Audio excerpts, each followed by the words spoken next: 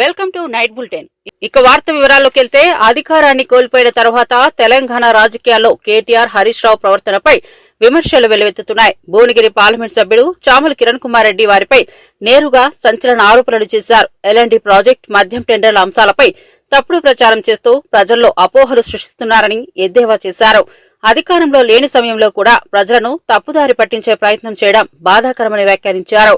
ప్రజలకు స్పష్టమైన సమాచారం అందించకుండా అపనిందలు మోపడం తప్పని స్పష్టం చేశారు. ప్రజాస్వామ్యంలో ఎన్నికల తీర్పును అంగీకరించడం ప్రతి నేతకు బాధ్యత అని, ఆ బాధ్యతను మరిచి వాగ్దాడితో మాత్రమే నిలబడాలని చూసే నేతలకు రాష్ట్ర ప్రజలు గట్టి బుద్ధి చెబుతారని అన్నారు. ఈ రోజు ముఖ్యంగా కేటీఆర్ వచ్చి ఏదైతే కీలకమైనటువంటి నిర్ణయాన్ని అశ్రద్ధతో వ్యవహారం చేసిరని ఎల్ఎన్టీకి సంబంధించినటువంటి మెట్రో విషయంలో కేటీఆర్ మాట్లాడతాడు. హరీష్ రావు ఏమో లిక్కర్ కి యూరియాకు లింక్ పెట్టి రాష్ట్రంలో ఎక్సైజ్ పన్నుల విషయంలో ఏదో మాట్లాడుకుంటూ వస్తుంది. ఎక్సైజ్ మన వైన్ షాప్ టెండర్ల విషయం. సో నేను ఏమంటున్నా అంటే ముఖ్యంగా రాష్ట్ర ప్రజలు గమనించాల్సింది ఒకటి ఉంది. 2010లో మెట్రోని ఎప్పుడైతే ప్రారంభించాలనుకుర్రో మెట్రోని ఒక ఐడియా తీసుకొచ్చింది 2010లో జైపాల్ రెడ్డి గారు హయాంలో అర్బన్ డెవలప్మెంట్ మినిస్టర్ గా ఉన్నారు. అప్పుడు ఢిల్లీ తర్వాత హైదరాబాదే డిస్టెన్స్ వైజ్ సెకండ్ పొజిషన్ లో ఉండే అప్రూవల్స్. సరే 2017 లో మనం మెట్రో తెచ్చుకున్నాం. కోవిడ్ కారణాలు, చాలా కారణాలు, వాళ్ళకి ఇచ్చినటువంటి ఈ రియల్ ఎస్టేట్ కి సంబంధించి కమర్షియలైజ్ ప్రాపర్టీస్ కట్టుకోవడానికి ఎల్ఎన్టీకి ఇస్తే వాళ్ళు విఫలమైపోయారు, వాళ్ళు కట్టుకోలేకపోయారు. ఇప్పుడు ఫేజ్ 2 ని స్టార్ట్ చేయాలి, ఎట్టి పరిస్థితుల్లో రాష్ట్రాన్ని డెవలప్ చేయాలన్న విషయంలో ముఖ్యమంత్రి రేవంత్ రెడ్డి గారు ఒక 10 సార్లు ఖట్టర్ గారిని కలిస్తే ఖట్టర్ గారు అందరూ ఓకే. ఎవరు ఖట్టర్ గారు అంటే urban development minister, central government. కాకపోతే ఎల్ఎన్టీ వాళ్లకు మీరు ఫేజ్ 2 స్టేట్ గవర్నమెంట్ కడితే ఈ రెవెన్యూ షేరింగ్ లా అండర్స్టాండింగ్ కుదురుతలేదన్న విషయంలో ఈ రోజు ముఖ్యమంత్రి రేవంత్ రెడ్డి గారు అవుట్ ఆఫ్ ద వే పోయి ఎల్ఎన్టీని కూర్చోబెట్టి మరి మీరు ఇట్లా మీకున్న ఇబ్బందులతోటి మీరు ఫేజ్ 2 ని కనుక డెవలప్ చేయకుండా ప్రయత్నం చేస్తే రాష్ట్రం నష్టపోతుందన్న ఉద్దేశంతో ఎల్ఎన్టీ వారితో చర్చలు జరిపి వారి సానుకూలంగా వారు రాష్ట్రానికే ఫేజ్ 1 ఫేజ్ 2 రెండు చేసుకునే విధంగా ఒప్పుకునే విధంగా ముఖ్యమంత్రి గారు చేసినటువంటి ప్రయత్నం ఫలించింది.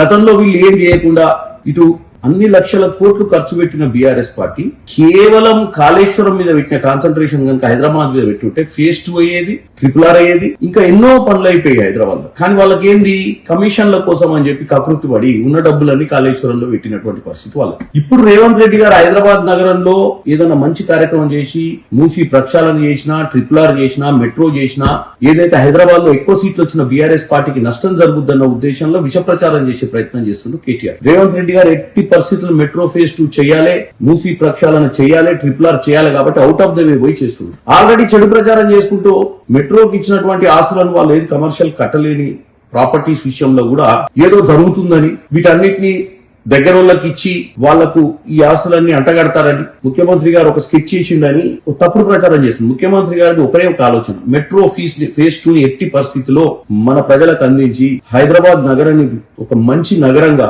ప్రపంచంలో ఖ్యాతి గడించే నగరంగా తయారు చేయాలన్న ఉద్దేశంతో రేవంత్. బీసీల రిజర్వేషన్ల అంశం మరోసారి రాజకీయ వర్గాల్లో చర్చనీయాంశమైంది. మంత్రి పొన్నం ప్రభాకర్ మాట్లాడుతూ బలహీన వర్గాల నోటికాడి ముద్దలాక్కోవడం ఎవరికీ తగదని హెచ్చరించారు. స్థానిక సంస్థల ఎన్నికల్లో బీసీలకు 42% రిజర్వేషన్లను అమలు చేస్తామని స్పష్టం చేశారు. కేంద్రం మరియు ప్రతిపక్షాలు ఎలాంటి అడ్డంకులు సృష్టించినా ప్రభుత్వం వెనకడుగు వేయదని ధృవీకరించారు. 10% ఈడబ్ల్యూఎస్ రిజర్వేషన్లు ఇచ్చినప్పుడు ఎవరూ వ్యతిరేకించలేదని, బీసీలకు హక్కుగా లభించే రిజర్వేషన్లను ఇవ్వడంలో రాజ్యాంగపరమైన ఎలాంటి ఇబ్బందులు ఉండవని వివరించారు. రాష్ట్రంలో సమాజంలోని ప్రతి వర్గానికి న్యాయం చేయాలనే లక్ష్యంతో కృషి చేస్తున్నామని అన్నారు. వ్యతిరేకించలే, అందరికీ న్యాయం జరగాలని కోరుకుంటా ఉన్నాం. ఇందులో రాజ్యాంగబద్ధంగా ఉన్నటువంటి ఎస్సీల రిజర్వేషన్లకు ఎక్కడ ఇబ్బంది జరగదు, రాజ్యాంగబద్ధంగా ఉన్న ఎస్టీలకు ఎక్కడ రిజర్వేషన్ ఇబ్బంది కలగదు. కేంద్ర ప్రభుత్వం ఇచ్చిన 10% ఈడబ్ల్యూఎస్ కూడా ఇబ్బంది జరగదు. మా హక్కు కోసం మేము ఏదో ప్రాధాయపడి ప్రభుత్వం రాహుల్ గాంధీ గారి మాట ప్రకారంగా గౌరవ ముఖ్యమంత్రి రేవంత్ రెడ్డి గారి ప్రజాపాలన ప్రభుత్వం నిర్ణయం తీసుకుంటే ఆ నోటిగాడి ముద్దను కొట్టే ప్రయత్నం జరుగుతుంది. దయచేసి నేను కోర్టులకు ఎదులొద్దనను, న్యాయస్థానాల పట్ల గౌరవం ఉంది. కానీ ఇప్పటికే తమిళనాడులో కూడా 69% రిజర్వేషన్ జరుగుతుంది. కొత్త కాదు, ఎవరి హక్కును గుంజుకుంటున్నది కాదు. కాబట్టి వారందరికీ మరొకసారి తెలంగాణ ప్రభుత్వం పక్షాన బలహీన వర్గాల బిడ్డగా, బలహీన వర్గాల మంత్రిగా, ప్రజాస్వామ్యంలో ఆనాడు తెలంగాణకు సకల జనులు ఎట్లా కొట్లాడుకున్నారో ఇవాళ ప్రభుత్వం ఇస్తున్న ఈ యొక్క 42% రిజర్వేషన్ కాపాడుకునే బాధ్యత తెలంగాణ సమాజం మీద ఉన్నది. బలహీన వర్గాల మేధావులు ఇది ఇవాళ రాజకీయ రిజర్వేషన్లే కాదు, విద్యా ఉపాధిలో కూడా వస్తుంది. బలహీన వర్గాల అభ్యున్నతి కొరకు కాంగ్రెస్ అంటేనే సామాజిక న్యాయానికి ఛాంపియన్. ప్రభుత్వం మీ పక్షాన ఉంది, ప్రభుత్వం ఆలోచన మీ పక్షాన ఉంది. దాని ప్రకారంగా జీవోలు వచ్చినాయి, చట్టాలు చేయబడ్డాయి. వాటిని కాపాడుకునే ప్రయత్నంలో ఎవరికి ఎంత శక్తి ఉంటే వారంతతోటి ఈ 42% తెలంగాణ ఆర్థిక వ్యవస్థను భవిష్యత్తులో ప్రపంచ స్థాయికి తీసుకెళ్లే ప్రణాళికలు సిద్దమవుతున్నాయి. ముఖ్యమంత్రి రేవంత్ రెడ్డి మాట్లాడుతూ రాష్ట్రం 2034 నాటికి $1 ట్రిలియన్ ఎకానమీగా 2047 నాటికి 3 ట్రిలియన్ ఎకానమీగా ఎదగాలని లక్ష్యంగా పెట్టుకున్నామని వెల్లడించారు. ఇందుకోసం యువతలో నైపుణ్యాలను పెంపొందించడం అత్యంత అవసరమని ఆయన తెలిపారు. విద్యార్థులు చదువుతో పాటు ఆధునిక సాంకేతిక నైపుణ్యాలను పొందేలా చర్యలు తీసుకుంటామని చెప్పారు. ఈ క్రమంలో టాటా టెక్నాలజీతో చర్చలు జరిపామని, త్వరలో ప్రత్యేక ప్రాజెక్టులు అమలు చేయనున్నామని పేర్కొన్నారు. రాష్ట్రం అభివృద్ధి చెందాలి. ఈనాడు దేశంలో 2.5% జనాభా ఉన్న మనము 5% జీడిపిని ఇస్తున్నాం ఈ దేశానికి.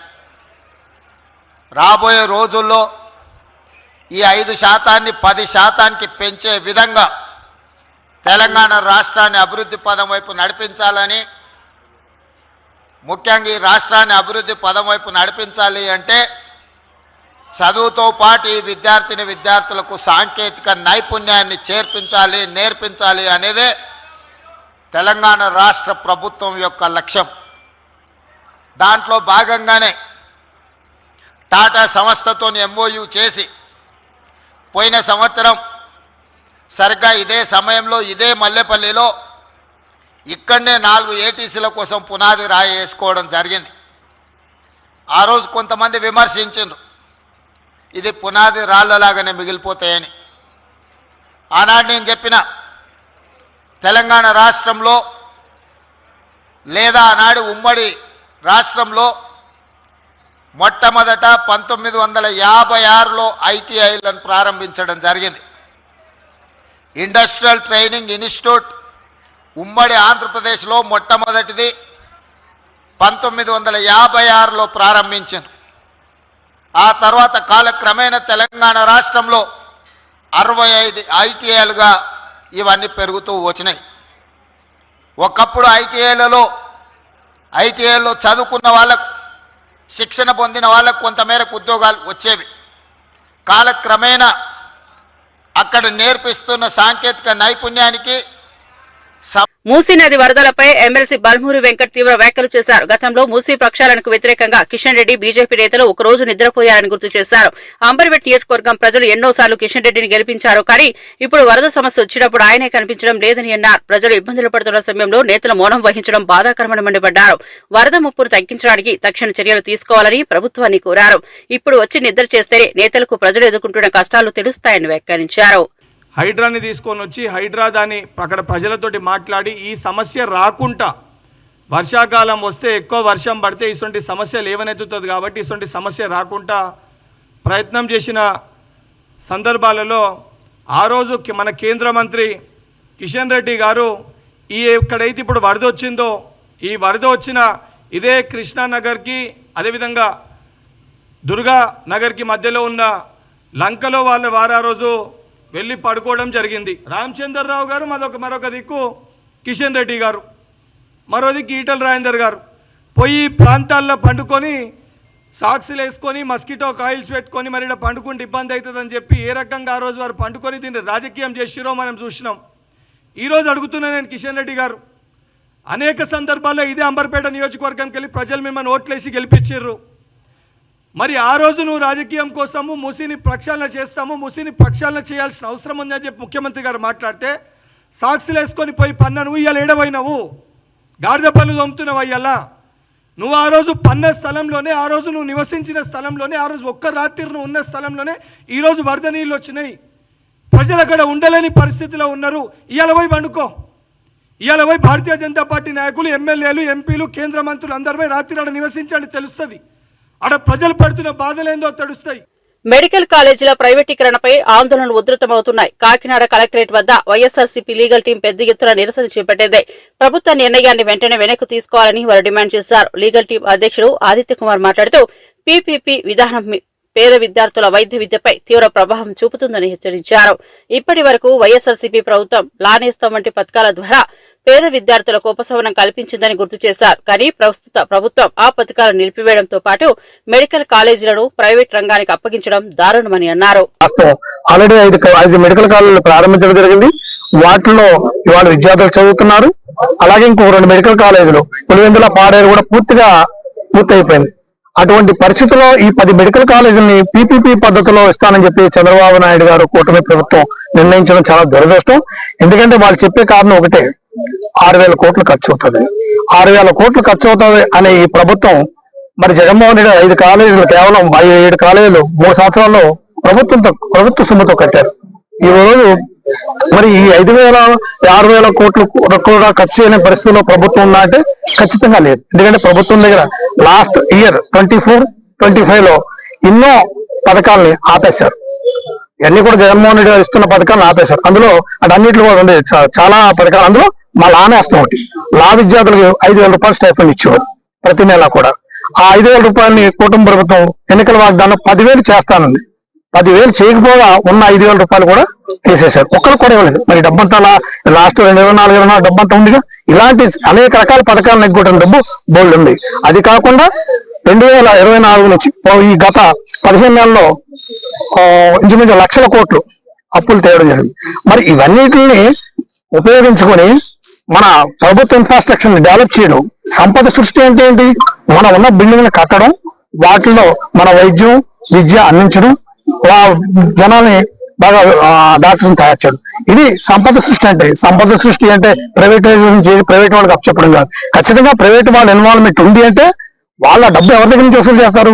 మళ్ళీ పబ్లిక్ దగ్గర నుంచి వసూలు చేస్తారు. సో ఇవన్నీ కూడా రేపు విద్య, వైద్యం కూడా భారం అయ్యే పరిస్థితి ఉంది. కాబట్టి ఖచ్చితంగా ఈ యొక్క నిర్ణయాన్ని మేము పూర్తిగా వ్యతిరేకిస్తున్నాం. ఖచ్చితంగా మెడికల్ కాలేజీలు, హాస్పిటల్స్ మీరు కోవిడ్ లో కూడా చూశారు. కోవిడ్ లో అంత పెద్ద పాండమిక్ టైంలో కూడా కేవలం గవర్నమెంట్ హాస్పిటల్స్ లో ₹1 ఖర్చు లేకుండా బతికి బయటకు పడ్డారు. అదే ప్రైవేట్ హాస్పిటల్ బతకొచ్చు కానీ కొన్ని వేల రూపాయలు ఇవాళ చాలా మంది నష్టపోయి రోడ్ల మీద దిక్కులేని పరిస్థితుల్లో ఉన్నారు. కాబట్టి ఖచ్చితంగా ఈ మెడికల్ కాలేజీని కూడా ప్రభుత్వం కట్టాలి.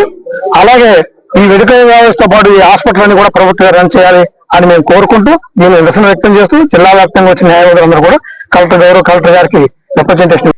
బీసీల రిజర్వేషన్ల అంశంలో సీఎం రేవంత్ రెడ్డి తీసుకున్న నిర్ణయాన్ని ప్రభుత్వ విప్ బీర్లా ఐలయ్య స్వాగతించారు. స్థానిక సంస్థల ఎన్నికల్లో బీసీలకు 42% రిజర్వేషన్లు కల్పిస్తూ జీవో విడుదల చేయడం చారిత్రాత్మకమని అన్నారు. కేంద్రం పట్టించుకోకపోయినా సీఎం రేవంత్ బీసీలకు పెద్దనలా నిలబడ్డారని ప్రశంసించారు. బీఆర్ఎస్, బీజేపీలు బీసీల హక్కులను అడ్డుకోవాలని చూశాయని ఆరోపించారు. కానీ కాంగ్రెస్ ప్రభుత్వం బలహీన వర్గాలకు న్యాయం చేస్తోందని పేర్కొన్నారు. బీసీలకు రాజ్యాధికారం రావద్దనే కుట్రలు జరిగినా ప్రజలు వాటిని తిరస్కరిస్తారని అన్నారు.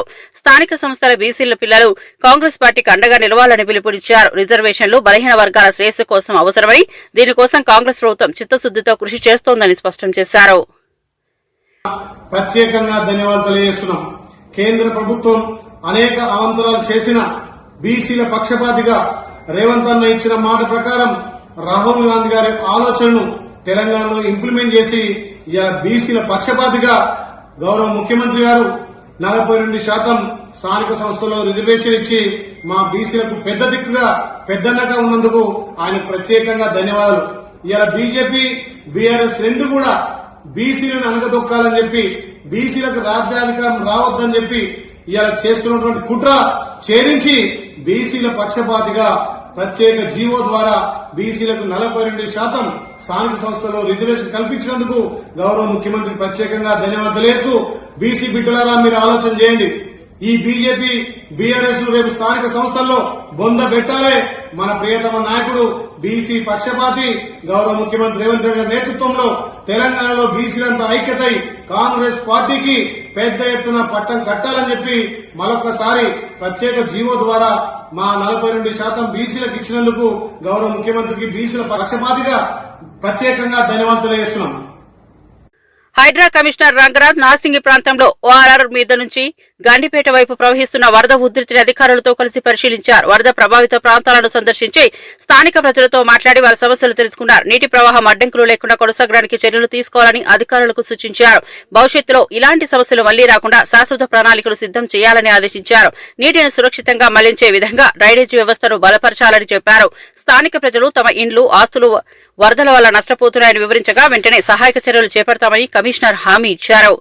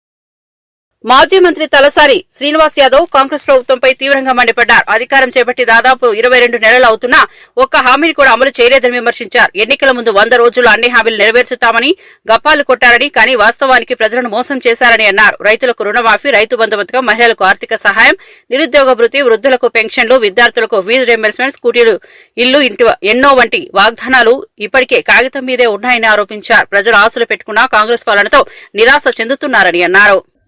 ఇది గ్యారంటీ అని 3 నెలల్లో అధికారంలోకి రాగానే చేస్తామని రైతాంగాన్ని మోసం చేశారు, మహిళల్ని మోసం చేశారు, యువతని మోసం చేశారు, నిరుద్యోగులైనటువంటి యువకులను కూడా మోసం చేసి గతంలో కేసీఆర్ గారు ఈ భారతదేశంలో ఏ ప్రభుత్వాలు చేయనటువంటి సంక్షేమ అభివృద్ధి కార్యక్రమాలని ఈ దేశానికి ఆదర్శవంతంగా నిలిచే విధంగా మరి కార్యక్రమాలు తీసుకోవడం, ఇరిగేషన్ కావచ్చు. మనందరికీ తెలుసు తెలంగాణ ప్రాంతం అంతా నీళ్లు, నిధులు, నియామకాల మీద జరిగినటువంటి సుదీర్ఘ పోరాటంలో మరి తెలంగాణ రాష్ట్రాన్ని సాధించడమే కాకుండా సాధించినటువంటి తెలంగాణని ఒక ఉద్యమకారుడే ముఖ్యమంత్రిగా ఉండి మరి సంపూర్ణంగా నీళ్లు కానివ్వండి, 24 గంటల కరెంటు కానివ్వండి, దాంతోపాటు రైతు బంధు అనేటువంటి కార్యక్రమాన్ని దేశం కాదు ప్రపంచమే ఎవ్వరు కూడా మరి ఊహించని విధంగా కార్యక్రమాన్ని దిగ్విజయంగా చేయడం, దాంతోపాటు పేదలకు పెన్షన్ మరి ఆ రోజు 200 ఉన్నటువంటి పెన్షన్ ని 2000 రూపాయలు చేయడం, ఇట్లా చాలా కార్యక్రమాలను తీసుకొని రెండో వైపున గ్రామీణ ప్రాంతాలన్నీ అభివృద్ధి చేసుకొని ఒక సస్యశ్యామలమైనటువంటి తెలంగాణ రాష్ట్రాన్ని ఈ దేశం ముఖ చిత్రంలో మరి అద్భుతంగా ఆవిష్కరించినటువంటిది కూడా మనం చూసినాం. మరి ఇటువంటి నాయకుడిని దించేయాలంటే మనం అడ్డగోలు హామీలు ఇవ్వాలని చెప్పి ఆలీబాబా 40 దొంగల్లాగా ప్లాన్ చేసుకొని మరి మేనిఫెస్టో పెట్టి ఇప్పుడు ఆ 42% రిజర్వేషన్ విషయంలో కామారెడ్డి డిక్లరేషన్ అని ఆ రోజు కర్ణాటక చీఫ్ మినిస్టర్ ఒక బీసీ బిడ్డను తీసుకొచ్చి చెప్పినటువంటిది కూడా మనం చూసినాం. కానీ ఆ రోజు కాంగ్రెస్ ప్రభుత్వం వస్తే చేస్తామని, లేకపోతే దేశంలో కాంగ్రెస్ ప్రభుత్వం వస్తే 10th షెడ్యూల్లో పెడతామని ఏ రోజు కూడా చెప్పలే. మాకు బాగా అనుభవం ఉంది, ఇది ఎట్లా సాధ్యమవుతుందని అంటే కూడా సాధ్యమవుతుందని చెప్పి మరి ఈ మధ్యకాలంలో 6 నెలల నుంచి డ్రామాలు చూస్తారు. కాబట్టి ప్రజలు నమ్మే పరిస్థితిలో లేరు, రైతాంగం నమ్మే పరిస్థితిలో లేదు. యూరియా కోసం నాకు తెలిసి ఈ దేశంలో మరి ఇటువంటి దుర్భరమైనటువంటి పరిస్థితి మన తెలంగాణ రాష్ట్రంలో రైతాంగం ఎంత ఇబ్బంది పడ్డటువంటి పరిస్థితిని మనం ఇప్పుడు కూడా చూడలే. ఈ రోజు గ్రేటర్ హైదరాబాద్ లో కూడా వరదలు వచ్చి అతలాకుతలం అవుతుంటే హైడ్రా అనే భూతాన్ని పేద ప్రజల మీద పంపించినటువంటి పరిస్థితిని కూడా మనం చూస్తాం. ఈ రోజు మరి రాష్ట్రం యొక్క ఖజానా కూడా చిన్నాభిన్నం చేసినటువంటి ప్రభుత్వానికి మరి బుద్ధి చెప్పాలనేటువంటి సంకల్పంతో ఈ రోజు ఏదైతే కాంగ్రెస్ బాకీ కార్డుని ప్రతి ఇంటికి చేర్చే విధంగా మరి ఈ రోజు ఈ కార్యక్రమాన్ని తీర్చిదిద్దడం జరిగింది. కాబట్టి తప్పకుండా ప్రజలు కూడా ఆలోచన చేయాలి. ప్రజలు, రైతాంగం, యువకులు, మహిళలు, మరి యంగ్స్టర్స్ కానివ్వండి, అన్ని వర్గాల ప్రజలు కూడా ఈ కాంగ్రెస్ పార్టీ మోసాలను గమనించాలి. మళ్ళా లోకల్ బాడీలో ఎలక్షన్ ఇస్తే ఎలక్షన్ గిట్లా లోకల్ బాడీలో సపోర్ట్ చేసి కాంగ్రెస్ గిట్లా చేస్తే ఉన్నవి కూడా అన్ని పోతాయనేటువంటి విషయాన్ని కూడా నేను ఈ సందర్భంగా తెలియజేస్తూ బీఆర్ఎస్ వర్కింగ్ ప్రెసిడెంట్ కేటీఆర్ మాట్లాడుతూ కాంగ్రెస్ ప్రభుత్వం ఇచ్చిన హామీలను అమలు చేయడంలో విఫలమైందని తీవ్ర విమర్శలు చేశారు. రైతులకు రైతు బంధు, రుణమాఫీ, కౌలు రైతులకు 15,000 సహాయం, ఆటో డ్రైవర్లకు 24,000 వరకు ఇచ్చిన హామీలను మర్చిపోయిందని ఆరోపించారు. మహిళలకు నెలకు 2,500, పెళ్లైన ఆడబిడ్డలకు తులం బంగారం, వృద్ధులకు 4,000 పింఛన్ వంటి హామీలని నిలబెట్టలేదని అన్నారు. విద్యార్థుల స్కూటీలు, ఉచిత విద్యా భరోసా కార్డులు, గృహజ్యోతి కింద ఫ్రీ కరెంట్ ఇవ్వకపోవడం ప్రజలను నిరాశపరిచిందని అన్నారు. ఒక రైతులకు ఎకరానికి ఒక్క పంటకి ఒక సీజన్కే 15,000 బాకీ పడ్డది ఈ ప్రభుత్వం. అన్నదాతలకు 2 లక్షల రుణమాఫీ అన్నారు, ఇప్పటి వరకు సరిగ్గా చారాన కూడా రుణమాఫీ చేయలేదు.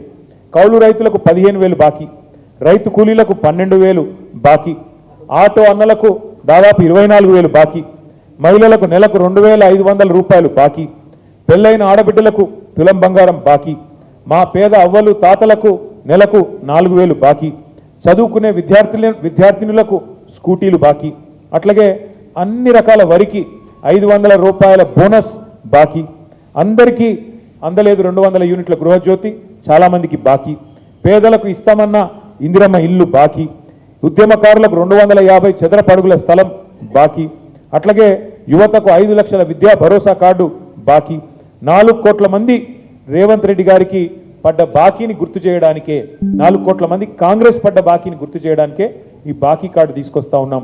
నేను మీడియాను కూడా కోరుతా ఉన్నా, కాంగ్రెస్ మోసం ఏదైతే ఉన్నదో దీన్ని ఇంటింటికి తీసుకొని పోయే క్రమంలో మీడియా సహకారం కూడా మాకు అవసరం.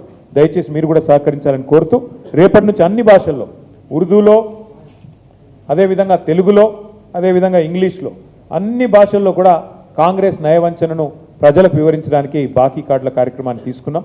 ఇంటింటికి తీసుకొని పోతాం, తప్పకుండా ప్రజల్ని జాగృతం చేస్తాం. కాంగ్రెస్ మోసాన్ని మా మీద కేసులు పెట్టినా, మా మీద ఏ రకంగా మమ్మల్ని వేధించే ప్రయత్నం చేసినా భయపడేది లేదు. మేము ఒకవైపు లీగల్గా న్యాయపరంగా ఎదుర్కొంటూనే అన్ని రకాలుగా కూడా న్యాయస్థానాల మీద మాకు నమ్మకం ఉంది కాబట్టి ఆ కార్యక్రమం చేసుకుంటూనే, మరొక వైపు ప్రజల తరఫున ప్రధాన ప్రతిపక్షంగా గొంతు విప్పుతూనే ఉంటాం, కాంగ్రెస్ పార్టీ నిలదీస్తూనే ఉంటాం. కాంగ్రెస్ పార్టీ ఇచ్చిన హామీలు అమలు చేసేదాకా వదిలిపెట్టమని చెప్పి మళ్ళొకసారి తెలియజేస్తూ ఇవాళ ముఖ్యమంత్రి రేవంత్ రెడ్డి పనితీరుపై ప్రతిపక్ష విమర్శలు గుప్పిస్తోంది. బీఆర్ఎస్ నేతలు ఆయనను చీఫ్ మినిస్టర్ కాదు, కటింగ్ మాస్టర్ అని ఎద్దేవా చేస్తున్నారు. కేసీఆర్ ప్రారంభించిన పథకాలు, ప్రాజెక్టుల వద్ద రేవంత్ రిబ్బన్లు కట్ చేస్తూ తన పేరు పెట్టుకుంటున్నారని విమర్శించారు. నిజమైన అభివృద్ది కొత్త ప్రాజెక్టులు తీసుకురావడంలో ఉండాలి, కానీ ఇప్పటికే ఉన్న వాటిపై కీర్తి పతాక ఎగురవేయడంలో లేదని వ్యాఖ్యానించారు. కాంగ్రెస్ ప్రభుత్వం పాత పథకాలను ఆపేసి మళ్లీ రీబ్రాండింగ్ చేస్తోందని ఆరోపించారు. కటింగ్ మాస్టర్ రేవంత్ రెడ్డి అయిపోయింది. ఈయన చీఫ్ మినిస్టర్ రేవంత్ రెడ్డి కాదు, కటింగ్ మాస్టర్ రేవంత్ రెడ్డి. 2 రకాల కటింగ్లు. ఒకటేమో కేసీఆర్ గారు ప్రభుత్వం ప్రారంభించిన మంచి పనులు, బీఆర్ఎస్ ప్రభుత్వం చేపట్టినటువంటి కార్యక్రమాలకు, భవనాలకు కానీ, ఆసుపత్రులకు కానీ, స్కూళ్ళకు కానీ, కాలేజీలకు కానీ, ఫ్లైఓవర్లకు కానీ, బ్రిడ్జిలకు కానీ, ఎస్టీపీలకు కానీ రిబ్బన్ కటింగ్ చేస్తుండిపోయి. ఒకటేమో రిబ్బన్ కటింగ్, ఇంకోటేమో కేసీఆర్ గారు ప్రారంభించిన మంచి పథకాలు ఉంటే వాటిలో కటింగ్ పెట్టుడు. Like Kalyana Lakshmi cutting, KCR kit cutting, nutrition kit cutting, CM breakfast స్కీమ్కు కటింగు, ఫీజు రియంబర్స్మెంట్కు కటింగు, బతుకమ్మ చీరలకు కటింగు, దళిత బంధు కటింగు, అన్ని కటింగులు పెట్టుడు. అయితే రిబ్బన్ కటింగు లేకపోతే సంక్షేమ పథకాలకు కటింగు. ఇంతకు మించి రేవంత్ రెడ్డి చేసిన ఏముంది మంచి కార్యక్రమం? విజయవాడలో దసరా శరన్నవరాత్రుల సందర్భంగా ఇంద్రకీలాద్రిపై ప్రత్యేక ఉత్సవాలు జరుగుతున్నాయి. ఈ క్రమంలో ప్రముఖ నటుడు ఎమ్మెల్యే నందమూరి బాలకృష్ణ అమ్మవారు దర్శనానికి వచ్చారు. శ్రీ లలితా త్రిపుర సుందరి అలంకారంలో ఉన్న దుర్గమ్మను దర్శించుకున్నారు. ఆలయ అధికారులు ఆయనకు ఆలయ మర్యాదలతో స్వాగతం పలికారు. అనంతరం ప్రత్యేక పూజల్లో పాల్గొన్న బాలకృష్ణ అమ్మవారి కరుణతో రాష్ట్ర ప్రజలు సుఖ సంతోషాలతో ఉండాలని ఆకాంక్షించారు.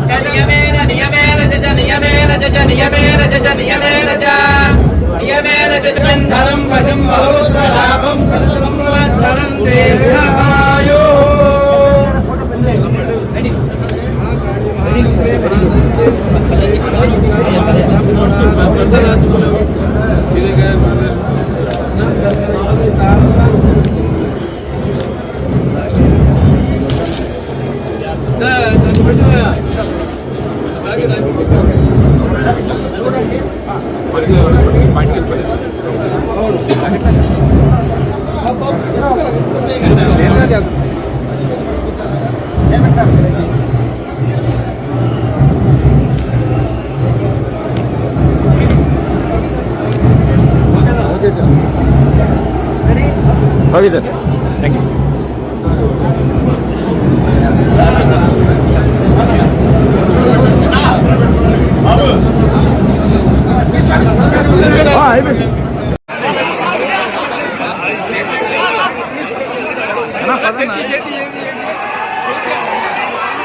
తిరుమలలో జరుగుతున్న బ్రహ్మోత్సవాలు అంగరంగ వైభవంగా సాగుతున్నాయి. టీటీడీ చైర్మన్ బీఆర్ నాయుడు ఏర్పాట్లను సమీక్షిస్తూ ఎక్కడా ఎటువంటి లోటు లేకుండా భక్తులకు అన్ని సౌకర్యాలు కల్పిస్తున్నామని తెలిపారు. గరుడోత్సవం కోసం ఇప్పటికే ప్రత్యేక ఏర్పాట్లు ప్రారంభించామని చెప్పారు. దేశం నలుమూలల నుంచి వచ్చిన భక్తులు స్వామివారిని దర్శించుకుని ఆనందం వ్యక్తం చేస్తున్నారు. ఉత్సవాలను అందరికీ మరుపురాని అనుభవంగా మార్చేందుకు అధికారులు సమగ్ర ఏర్పాట్లు చేస్తున్నారు.